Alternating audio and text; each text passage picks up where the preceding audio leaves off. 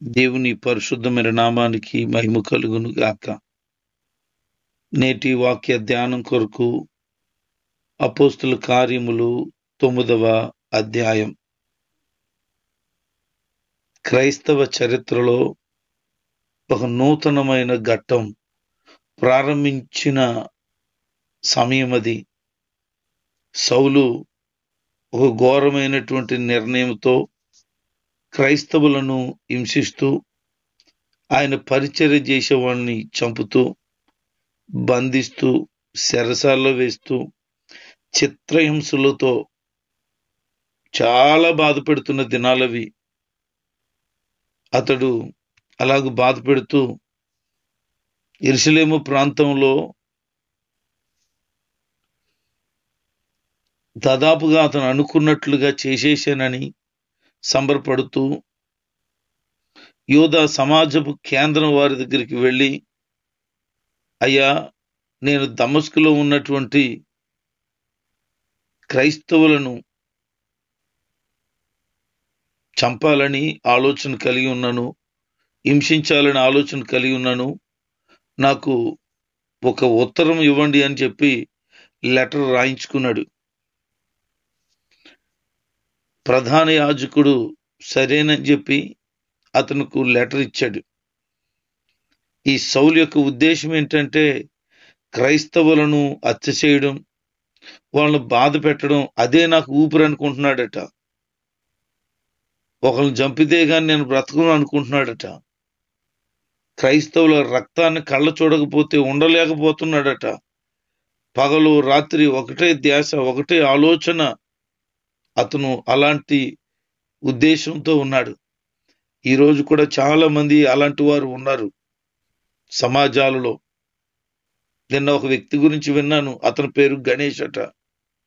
అతను చాలా మందిని క్రైస్తవత్వంలో నుంచి హిందుత్వంలోకి మార్చేశానని, ఇంక నేను వాళ్ళని లేకుండా చేయకపోతే ఉండలేనని, మందిరాలు చాలా మూసేశానని, కొన్ని కోట్లు ఉంచేశానని తను ప్రగల్భాలు పలుకుతూ ఉన్నాడు. ఇలాంటి వాళ్ళు ఎంతమంది లేరు? సౌలు లాంటి వారే కదా వీళ్ళందరూ. ఒక మాటతో చెప్పాలంటే సౌలు కంటే వీళ్ళు 1% ఉంటారేమో సౌల్లో స్వభావాలు. యూట్యూబుల్లో ఎంతమంది పిచ్చి పిచ్చి కారు కూతలు కూస్తున్నారు. దేవుని దూషించేవారు, దేవుని ప్రజలను దూషించేవారు, పరోక్షంగా బాధ పెట్టేవారు, ప్రత్యక్షంగా హింసించేవారు, వెలివేసిన వారు చాలా మంది ఉన్నారు చాలా ప్రాంతాల్లో. కానీ క్రైస్తవులకు ఉన్న ధన్యత ఏంటి అని అంటే, అని అంటాడు, నా నామమున మిమ్మల్ని దూషించినప్పుడు, హింసించినప్పుడు మీరు ధన్యులు అని. ఈ ఒక్క మాట మన జీవితాల్ని కట్టేస్తుంది. నిజమే, ఒక గొప్ప ధన్యత ఆయన నామంలో మనము దూషించబడడం, హింసించబడడం అంటే అది ఎంత ఎక్కువైనా పర్వాలేదు. రీసెంట్గా ఒక ఊర్లో క్రిస్మస్ ఆరాధన జరిగించాం. మన పిల్లలు బయటికి వెళ్ళారట. ఒక యవనస్తుడు, ఆ చిన్న పిల్లలు దాదాపు ఒక 12 సంవత్సరాలు 10 సంవత్సరాలు లోపు ఉంటాయి మన సంఘ బిడ్డలు పిల్లలు. వాళ్ళతో నా గురించి చాలా దరిద్రంగా మాట్లాడుతూ, ఈ ఊరిలో పడి తినడానికి వచ్చాడు పాస్టర్, ఈ ఊరి మీద బతుకుతున్నాడని చాలా ఘోరంగా మాట్లాడారట. ఆ మాటలు విని మేము చెప్పలేకపోతున్నామండి, చాలా బూతులు తిట్టాడు అని. కోపం వచ్చింది. వెంటనే ఈ వాక్యం గుర్తొచ్చింది. ప్రభువా నీకు స్తోత్రం. ఆ ఊరు బడి వెళ్ళి తింటున్నామా? ఆ ఊరికే మేము ఉపయోగకరంగా ఉన్నామా? ఆ ఊర్లో రూపాయి ఆశిస్తున్నామా? ఒక రూపాయి మేము పెడుతున్నామా అని ఆలోచన కలిగి ప్రభుని గనపరిచాను. ఈ సౌలు అలాంటి ఘోరమైనటువంటి కఠినమైన హృదయం కలిగిన వాడుగా చాలా మంది పురుషులను, స్త్రీలను హింసిస్తూ బాధ పెడుతూ ఉన్నాడు. వాళ్ళందరినీ యెరూషలేముకి ఈడ్చుకొచ్చి జైల్లో పడేస్తున్నాడు. దమస్కులో కూడా ఈ పని చేయాలని నిర్ణయించుకున్నాడు. దేవుడు అన్ని రోజులు ఒకలాంటి అవకాశం ఇవ్వడు. చూస్తాడు చూస్తాడు చూస్తాడు, ఏదో రోజు ఒక్క దెబ్బ కొడతాడు. ఇంకా మరీ తిరిగి లేవకుండా పోతారు. నాన్నగారు సేవ చేస్తున్న తొలి దినాల్లో ఒకడు కత్తి పట్టుకొని ఆ పాస్టర్ని చంపేస్తాను, ఈ ఊర్లో ఉన్న వాళ్ళందరినీ మార్చేస్తున్నాడని తిరిగాడట. అలాగ తిరిగిన వారం తిరగకుండానే మట్టిలో కలిసిపోయాడు. ఎవరిని ఆపేద్దాం అనుకుంటున్నాడు, ఏం ఆపేద్దాం అనుకుంటున్నాడు, అసలు వాళ్ళ ఉద్దేశం ఏంటి? వాస్తవానికి మనోనేతలకు భయంకరమైన గుడ్డితనం కలిగిందండి ప్రజలకు. వాళ్ళు నమ్మే దేవుడని గాని దేవతని గాని వాళ్ళ చరిత్రలు గాని చదివితే నవ్వు వస్తుంది నాకు. నవ్వే. ఏంటి ఇంత అమాయకంగా వీళ్ళ కొరక వీళ్ళు ఇలాంటి పిచ్చి పట్టినోళ్ళలాగా అయిపోతున్నారు. చరిత్రలోనే లేని వాటి కొరక అయ్యయ్యోయో ఎవరో రాసిన కథలు, ఏవో కల్పించిన విషయాలను మా దేవుడు మా దేవత అని గింజుకొని చచ్చిపోతున్నారే. అసలు అందులో సత్యం ఉందని వాళ్ళకి తెలియదు. ఎందుకంటే వాళ్ళు అది చదవనే చదవరు. 100కి 98 మంది చదవరు. వాళ్ళు వీళ్ళు మీటింగ్లో పెట్టి రెచ్చగొడితే అంతే అనుకుంటున్నారు. ఒరే మనం ఏమనుకున్నావురా అని అంటే అదే అనుకున్నాం అనుకున్నట్లుగా వారు వాపోతున్నారు తప్ప అసలు మన దేవతల గురించి దేవుడి గురించి ఉన్న గ్రంథాలు చదువుదాం, అందులో ఉన్న సత్యాన్ని తెలుసుకుందాం, ఇతరులకు ప్రకటిద్దాం అవసరమైతే అనుకోవాలి తప్ప మా దేవుడు ఉండాలి మీ దేవుడు ఉండడానికి కుదరదని. ఎవర్రా దేవుళ్ళు కొట్టుకుంటారా మధ్యలో మనకెందుకు? నాకు ఈ విషయంలో చాలాసార్లు నవ్వు వస్తుంది. దేవుళ్ళు కొట్టుకోవలసింది మనుషులు కొట్టుకోవడం ఏంటి దేవుళ్ళ గురించి అని. అంతే కదా. దేవుళ్ళు నేను గొప్పండ్రా కొట్టుకుంటారు. వాళ్ళు చచ్చిపోతారు. ఎవడా నిఖర్చోడు ఆడు బతుకుతాడు. ఆ నిఖర్చైన దేవుణ్ణి నమ్ముదాం, లేకపోతే నోరు మూసి ఊరుకుందాం. మనకెందుకు ప్రజలము? ఈ పూట పని చేసుకుంటే కానీ బ్రతకలేం, చిన్న కూలి పనికి వెళ్తేనే కానీ బ్రతకలేం, ఏదో చిన్న ఉద్యోగం చేసుకుంటే కానీ బ్రతకలేం. మనకెందుకు ఈ బాధ? ఒరిజినల్గా ఆలోచన చేయండి. ఎంప్లాయ్ అనేవాడు ఎవడైనా ఇలాంటి గొడవలకు వస్తాడా? రాడు. 4 రూపాయలు ఉన్నవాడు వస్తాడా? రాడు. ప్రపంచంలో ధనవంతులు అనబడిన వాళ్ళు ఉన్నారే, వాళ్ళు ఎప్పుడైనా ఇలాంటి వాటికి బయటకు వస్తారా? రారు.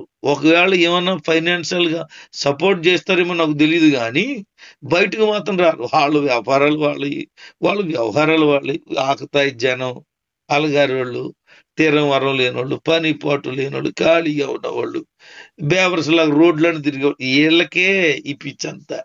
దేవుడు పిచ్చి కాదు, గడుగుడ్డు కాదు. ఎవడో ఏదో రెచ్చగొడితే రెచ్చిపోయి చేసింది తప్ప. కానీ వాళ్ళ గురించి బాధ అనిపిస్తుంది. ప్రార్థన చేస్తున్న ప్రభువా, తెలియకే వాళ్ళ అమాయకంగా ఇలాంటి వ్యవహారం కలిగి ఉన్నారు, వాళ్ళు మన్నించు మారు మనిషి అని. ఆ దినాల్లో చాలా మంది సౌలు కొరకు ప్రార్థన చేశారు. ప్రభువా సౌలును మార్చేస్తే మొత్తం చాలా బాగుంటుందని చెప్పి ప్రార్థన చేశారు. దేవుడు ప్రార్థన విన్నాడు. దమస్కుకి వెళ్ళాలని నిర్ణయించుకున్నాడు సౌలు. దాదాపుగా యెరూషలేము నుంచి 200 కిలోమీటర్లట దమస్కు. చూడండి, 200 కిలోమీటర్లు అంటే మన లెక్క ప్రకారంగా రాజమండ్రి నుంచి వైజాగ్ అంత దూరం. అక్కడి నుంచి ఇక్కడికి వచ్చి ఇక్కడున్న క్రైస్తవులు చంపాలనుకున్నాడు. ఏమి తెలివితేటలు! ఆడికి ఎంత ధైర్యం! 200 కిలోమీటర్లు వెళ్ళి అక్కడున్న క్రైస్తవుల మీద దాడి చేస్తాడా? దేవుడు అన్ని రోజులు ఒకలా ఉంచుతాడేంటి? చూశాడు. దమస్కుకి వెళ్తుంటుండగా దమస్కు దగ్గర వచ్చే వరకు వదిలేశాడు. దమస్కుకి ఎంటర్ అయిన తర్వాత ఒక్క తోపు దోస్తే గుర్రం మించి కింద అడ్డాడు అయ్యారు. అంతే. మాట్లాడడం ప్రారంభించాడు దేవుడు. సౌలా సౌలా, నన్ను ఎందుకు హింసిస్తున్నావు? నువ్వెవరు? నన్ను అడుగుతున్నావు అంటున్నాడు. పొగరు చూడండి. ప్రభువా నీవెవడవే? నువ్వు హింసిస్తున్నావే ఆ యేసుని నేనే. నువ్వు లేచి పట్టణానికి వెళ్ళు, అక్కడ నువ్వేం చేయాలో నేను చెప్తా. ఇప్పుడు వరకు నువ్వేం చేయాలనుకున్నావు? అది నువ్వు ఉత్తరం రాసుకొని తెచ్చుకున్నావు, అధికారం తెచ్చుకున్నావు. అది కాదు నువ్వు చెయ్యాలన్నది ప్రధాన యాజకులు చెప్పింది. నేనేం చెప్తా జై, ఇంక నీ పని ఎంత అయిపోయింది ఇంకా అన్నాడు. ఆ ఆకాశం నుంచి వచ్చిన గొప్ప వెలుగు అతన్ని ప్రకాశించి అందులో నుంచి ఆయన స్వరంతో మాట్లాడినప్పుడు సౌలు మార్పు వచ్చేసింది. క్షణంలో మారిపోయాడండి. క్షణమే, బహుశా 2-3 నిమిషాలు మాట్లాడి ఉంటాడు ప్రభు. ఆ మాటలకి అతని జీవితం మారిపోయి వచ్చేసింది. నువ్వు అనుకుంటున్నావు ఇంకా మారలేదు అని కొంతమంది గురించి అనుకుంటావే, ఆయన తలుచుకుంటే ఎంత. ప్రభుకి సౌలు లొంగిపోయాడు. విధేయత చూపించడానికి సిద్ధంగా ఉన్నాడు. తను ఏం చెయ్యాలో ప్రభు తెలియజేస్తున్నాడు. ఏమంటున్నంటే, నా నామమును భరించటానికి నేను ఎన్నుకున్నాను అని. అంతే, అయిపోయింది. ఇప్పటి వరకు ఆయన నామములో ఎవరైతే కలిగి ఉన్నారో, ఆయన నామములో ఉన్నవారు నివసిస్తే, ఇప్పుడు ఆయన నామం కొరకు ఇతను నిమిషపడడానికి దేవుడు డిసైడ్ అయ్యాడు. అది దేవుడి నిర్ణయం.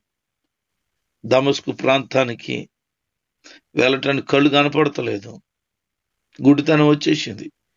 అప్పుడు మిగతా వాళ్ళు ఉన్నారు, టీం మెంబర్స్, వాళ్ళందరూ అతను పట్టుకుని దమస్కుకు తీసుకెళ్ళి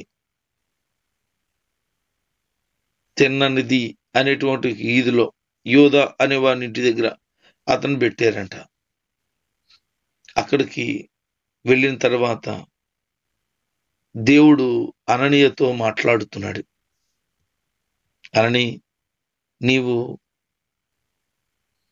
తిన్ననిది అనేటువంటి ఊరికి వెళ్ళి, ఈ వీధికి వెళ్ళి, అక్కడ యోధావాని ఇంటి దగ్గర ఉన్నటువంటి తార్సు వాడైనటువంటి సౌలు ఉన్నాడు, నువ్వు వెళ్ళి అతని కొరకు ప్రార్థన చేయన్నాడు. అననీయ అంటే యెహోవా దయాళుడు అని అర్థం. ఇబ్రూలో ఇతన్ని అనన్య అని అన్నారు. ఇతడు యేసుక్రీస్తునందు విశ్వాసముంచిన యూదుడు. ఇతనేమి సేవకుడు కాదు, ఒక విశ్వాసి మాత్రమే. కానీ దేవుడు అతనితో మాట్లాడుతూ, నువ్వు వెళ్ళు ప్రార్థన చెయ్యి అని చెప్పాడు. తార్సు అనేటువంటి ఊరువాడు అని చెప్పబడుతుంది. ఈ తార్సు ఎక్కడుందనంటే ప్రస్తుతం టర్కీ దేశంలో ఉన్నది. ఇది సౌలు యొక్క సొంత పట్టణం. 22 అధ్యాయం 3వ వచనంలో, 21 అధ్యాయం 39వ వచనంలో కూడా కనబడుతుంది. సౌలు ఏం చేస్తున్నాడట, అక్కడ ప్రార్థన చేస్తున్నాడు అని. అక్కడ ప్రార్థన చేస్తుంటుండగా అననీయతో దేవుడు మాట్లాడుతూ, నువ్వు వెళ్ళని చెప్పినప్పుడు అననీయ అంటున్నాడు, అయ్యా, అతని గురించి నేను విన్నాను. యెరూషలేములో నీ ప్రజలను బాధ పెట్టి చాలా హాని చేశాడు, అనేకులను ఇబ్బంది పెట్టాడు. మళ్ళీ ఈ ప్రాంతానికి వస్తే అలాంటి వాడి దగ్గరికి వెళ్ళమంటున్నావు నువ్వు అని. ప్రభు అంటున్నాడు, నువ్వు వెళ్ళు, అతను మారాడు, నేను అతనితో మాట్లాడాను అని. అతని దగ్గరికి వెళ్ళాడు, అతని కొరకు ప్రార్థన చేశాడు. దేవుని ఆత్మతో నింపబడేటట్లుగా అతను ప్రార్థన చేశాడట. కళ్ళల్లో ఉన్నటువంటి పొరలు రాలిపోయాయి, చూపు పొందాడు. ఇక్కడ రాయబడిన కొన్ని మాటలు మనకు ఆశ్చర్యం కలిగించవచ్చు. అతను సామాన్యమైన విశ్వాసి అయితే దేవుని ఆత్మను పొందుకునేటట్లుగా ఎలాగూ ప్రార్థన చేశాడు అని. దేవుని ఆత్మను పొందినటువంటి అననీయ చేతులుంచడం ద్వారా అని మనం గమనించగలుగుతాం. ఇది కొంచెం అనుమానాస్పదమే అయినా, దేవుని ఆత్మను అనగా సంపూర్ణతమైనటువంటి దేవుని ఆత్మను పొందినది రకరకాల రీతిలుగా మన బైబిల్లో చూడగలుగుతాం. యేసుక్రీస్తు శిష్యులు మేడగదిలో ఉన్నప్పుడు దేవుని ఆత్మను పొందుకున్నారు. మరికొన్నిసార్లు దైవజనులైనటువంటి పేతురు, యోహాను వీళ్ళు వెళ్ళి చేతులు ఉంచడాన్ని బట్టి దేవుని ఆత్మను పొందుకున్నారు. ఈ అననీయ అట్టి దేవుని యొక్క కృపను పొందుకున్నాడు.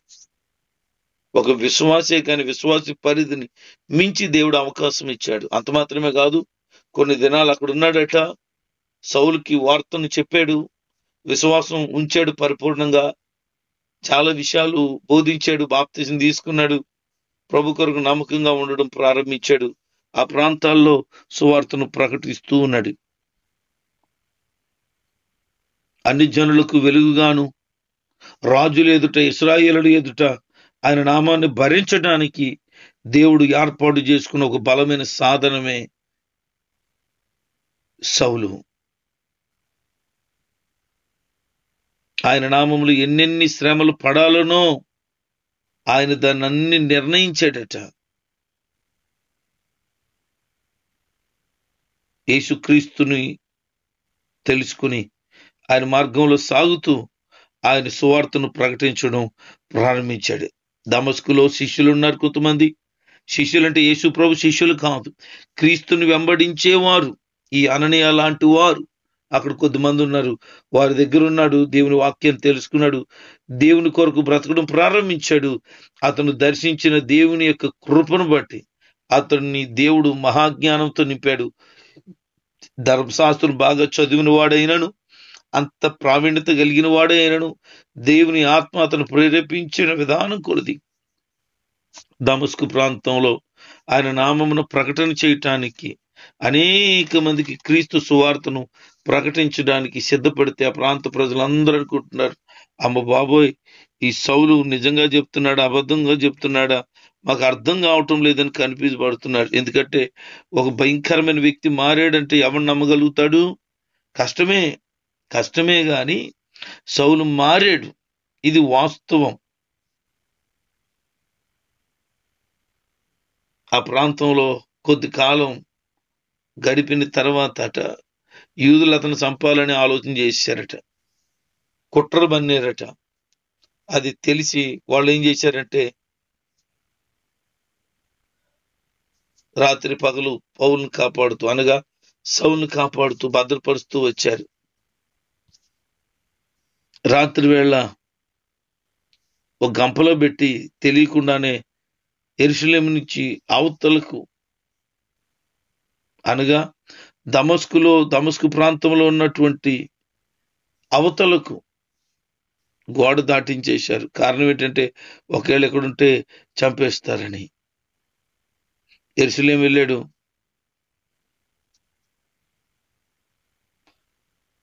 యెరూషలేము వెళ్తూ ఉన్నాడు. దేవుని ఆత్మచేత నింపబడ్డాడు. బహుధైర్యం కలిగి దేవుని వాక్యం బోధించడం ప్రారంభించాడు. ఆ యెరూషలేములో కూడా అతన్ని ఇబ్బంది పెట్టాలని, చాలా చిత్రహింసలు గురి చేయాలని చాలా ప్లాన్లు చేశారు. అక్కడి నుంచి వేరొక ప్రాంతానికి పంపించాలని అక్కడ ఆలోచన చేశారు. యెరూషలేముకి వచ్చిన తర్వాత ఆయన శిష్యులతో కలుసుకుని కొద్ది దినాలు అక్కడ ఉండాలనుకున్నాడు. వాక్యాన్ని తెలుసుకోవాలనుకున్నాడు. యేసు ప్రభు యొక్క అనుభవాలను తెలుసుకోవాలనుకున్నాడు. అయితే శిష్యులు ఒప్పుకోలేదు. వాళ్ళు భయంలో ఉన్నారు. ఇంకా ఈ సౌలు ఇంకా మూర్ఖుడే మారుండడు అని ఆ ఫీలింగ్ లో ఉన్నారు. అందుకనే సౌలు దగ్గరికి చేరనీయపోతే బర్నబా అనేటువంటి వ్యక్తి అతని గురించి పూర్తి డీటెయిల్ తెలుసుకుని చెప్తున్నాడు, అయ్యా ఇతను దమస్కు వెళ్ళే ప్రాంతంలో ప్రభు అతను దర్శించాడు, అతను చెప్పే మాటలన్నీ నిజమే, అతను చేర్చుకుందామని అంటే చేర్చుకున్నారు. కొన్ని దినాలు అక్కడ ఉన్నాడట. కొన్ని దినాలు అక్కడ ఉండి వారు చెప్పే మాటలు విని ఒక 15 రోజులు వారితో సహవాసం చేశాడు. అంతకుముందు 3 సంవత్సరాలు పట్టిందట యెరూషలేము దగ్గర రావడానికి. ఈ యెరూషలేము దగ్గర రావడానికి ఎందుకు ఇంతకాలం పట్టింది అంటే, అతను ఆల్రెడీ దమస్కుకి వెళ్ళి ఆ ప్రాంతంలో అంతటిని కూడా సువార్తమయమై చేశాడు. 3 సంవత్సరాలు సువార్త ప్రకటన చేసిన తర్వాత యేసు ప్రభు శిష్యుల దగ్గరికి వచ్చాడు. అప్పటి వరకు అతను వారిని కలుసుకోలేదు. అంటే అతను డైరెక్ట్ గా దేవుని యొక్క ముఖ దర్శనమును చూసిన తర్వాత క్రీస్తుని వెంబడించి ఆయన కొరకు బ్రతికిన ఓ గొప్ప వ్యక్తిగా మనం చూడగలుగుతాం. అంటే దేవుని పట్ల అతను కలిగి ఉన్నటువంటి మనసు ఆరాటం చూడండి. ఆ యెరూషలేం ప్రాంతంలో చాలా తర్కించుచు చాలా మందితో మాట్లాడుతూ ఉన్నాడు. అతను అక్కడ చంపాలని చూసినప్పుడు అతన్ని నెమ్మదిగా తార్సు అనే సొంత పట్టణానికి పంపించేశారు. దేవుని వాక్యం ఏం చెప్పబడింది? యోదయ గలిలయ సమరయ దేశములు అంతంతట సంఘం క్షేమాభివృద్ధి చెంది సమాధానం కలిగి విస్తరిస్తూ దేవునిలో నడుచుకుంటున్నారు అని. సంఘం అలా ఉండాలి అనేది దేవుని ఉద్దేశం. ఆ వాక్యం నెరవేర్చబడుతూ ఉంది. పేతురు గారు లుద్దా అనే ప్రాంతానికి వెళ్ళారు. అక్కడ పక్షవాయువుతో 8 సంవత్సరాల నుంచి బాధపడుతున్న వాడు ఉన్నాడు. ఐనియా అనేటువంటి వ్యక్తి. అతనేమి నన్ను బాగు చేయండి అని అనలేదు, నా కొరకు ప్రార్థన చేయండి అనలేదు. అతను చూసి దైవసేవకుడికే బాధ అనిపించి అతన్ని నువ్వు లేచి పరిపెత్తుకో అన్నాడు. అతను లేచి ఆరోగ్యంతో నింపబడ్డాడు. ఒకవేళ దైవ సేవకుడిని నన్ను బాగు చేయండి, నా కొరకు ప్రార్థన చేయండి అని అడగవసరం లేదు. ఒకవేళ దైవ సేవకుడికే కనుక చూసినప్పుడు భారం అనిపించి బాధ అనిపించి ప్రార్థన చేసిన దేవుడు కార్యం చేస్తాడు. ఈ వాక్యాన్ని బట్టి మనం అర్థం చేసుకోవచ్చు. వాళ్ళు అక్కడి నుంచి లుద్దా నుంచి యొప్పేకి వచ్చారు. యొప్పే దాదాపుగా లుద్దాకు 40 కిలోమీటర్ల దూరం. తబిత అనేటువంటి ఒక చిన్నది శిష్యురాలు ఉంది. ఆమె పేరు ద్వార్క, అంటే లేడీ అని అర్థం. ఆమె చనిపోయింది, జబ్బు చేసి చనిపోయింది. పేతురు గారికి దగ్గరలోనే ఒక 40 కిలోమీటర్ల దూరంలోనే ఉన్నారు కదా, అందుకని కబురు పెట్టారు. ఆమెను శుభ్రం చేసి స్నానం చేయించి మేడగదిలో పెట్టి దైవజనుడి దగ్గర పంపిద్దామని. చూడండి, ఆ రోజున విశ్వాసులకి ఎంత విశ్వాసమో. బలహీనంగా ఉంటే ప్రార్థన చేయించుకోవడం కదా. అమ్మాయి చనిపోతే ఆ అమ్మాయిని శుభ్రం చేసి మేడగదిలో పెట్టి అయ్యగారికి కబురెట్టండి అన్నారు. ఆయన వచ్చే వరకు మ్యాటర్ చెప్పలేదు. ఆయన వచ్చిన తర్వాత తెలిసింది, ఓహో ఈ అమ్మాయి చనిపోయిందా అని. వారి విశ్వాసం చూడండి. దైవజనుడు వస్తే ప్రార్థన చేస్తే చనిపోయిన అమ్మాయి కూడా బ్రతుకుతుంది అని. ఈ రోజున అలాంటి విశ్వాసం కనగలుగుతామా? ఏమి చెప్పరు, ఏమీ చేయరు. ఎవరి సొంత నిర్ణయాలు వాళ్ళే, ఎవరి సొంత ఇష్టాలు వాళ్ళకి ఇష్టం వచ్చినట్టు బ్రతకడమే తప్ప దైవజనుడితో మాట చెప్దాం, ప్రార్థన చేయిందాం, ఈ కార్యం తలపెడదాం, ఇలాగ చూద్దాం, ఇలా ఉండమని అడుగుదాం, వేడుకుందాం, తెలుసుకుందాం, ఏమీ ఆలోచన లేవు. ఈరోజు ఇష్టం వచ్చినట్లు జీవిస్తున్నారు సంఘం, సమాజం. దైవజనుడు వెళ్ళాడు, ఆ అమ్మాయిని చేయబట్టుకొని ప్రార్థన చేసి చిన్నదానా లే తబిత అని అనగానే ఆమె లేచి కూర్చుందట. ఆమెకు దేవుడు కృప చూపించి మరణం నుంచి లేవనెత్తాడు. అక్కడున్నటువంటి సంఘ బిడ్డలకు, అక్కడున్న విధవరాణులకి ఆ అమ్మాయిని అప్పగిస్తూ, ఇదిగో ఈ అమ్మాయి గురించి ఇప్పటివరకు ఏడ్చారు, ప్రభుని గణపరచండి అని చెప్పారు. ఈ విషయమట ఆ ప్రాంతం అంతా తెలిసిపోయిందట. అనేక మంది యేసు ప్రభునందు విశ్వాసం ఉంచారు. ఆ తర్వాత సీమోన్ అనేటువంటి ఒక వ్యక్తి, అతను చర్మకారుడు, అనగా చర్మాలతో రకరకాల వస్తువులు తయారు చేసేవాడు. అతను ఇంటి దగ్గర, వాస్తవానికి సమాజం కానీ యూదులు కానీ అతని చిన్నచూపు చూస్తారు, ఎందుకంటే చర్మకారుడు కనుక. చర్మాలతో వస్తువులను లేకపోతే చెప్పులను తయారు చేసుకున్న వాడిని తక్కువగానే చూస్తుంది సమాజం. అలాంటి వాని ఇంటి దగ్గరట చాలా దినాలు ఉన్నాడట. చాలా దినాలుండి ఆ ప్రాంతం అంతా సువార్త ప్రకటించాడట. దేవుని చేర్చుకున్న అతని ఇల్లు ధన్యమైనది. సేవకుని చేర్చుకున్న ఇల్లు అతని ఇల్లు ధన్యమైంది. మనం కూడా క్రీస్తుని చేర్చుకోగలిగితే ధన్యత కలిగిన వారుగా సాగుతాం. దేవుని కొరకు తొలి దినాల్లో అద్భుతమైన పరిచర్య జరిగిస్తున్నటువంటి వారి గురించి మనం ధ్యానం చేస్తున్నాం. మనం కూడా నేటి దినాల్లో అలాంటి బలమైన పరిచర్య చేయగలగాలి. అలాంటి సాధనాలుగా ప్రభు అందరినీ సిద్ధపరచును గాక. ఆమేన్.